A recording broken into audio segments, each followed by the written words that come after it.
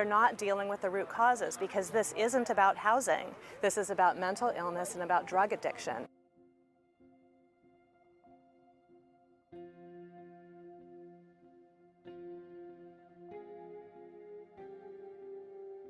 You know how many tourists come through here?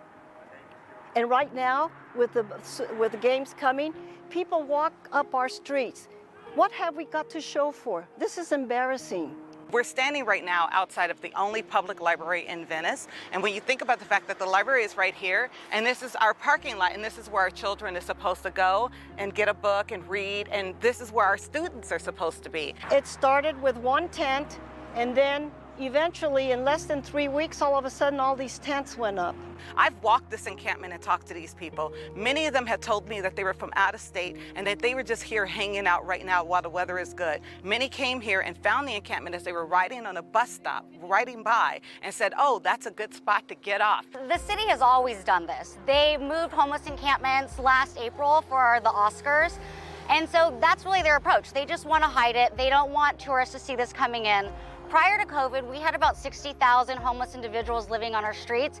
Many experts believe that we could be up to 80,000. I think the thing that is so incredibly frustrating for people like us who live here, who are a tolerant community and are trying to help people, is that there are billions, literally billions of dollars going into the coffers. And the way they're spending it is on servicing homelessness rather than ending homelessness. The right solution is to really treat this crisis for what it is. It's a crisis of drug addiction and mental illness.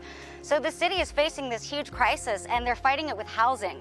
What we see is time and time again, people go into housing and they end back out on the streets. I think a lot of the headlines try and put this as a neighbors against unhoused neighbors battle, and that's not what this is.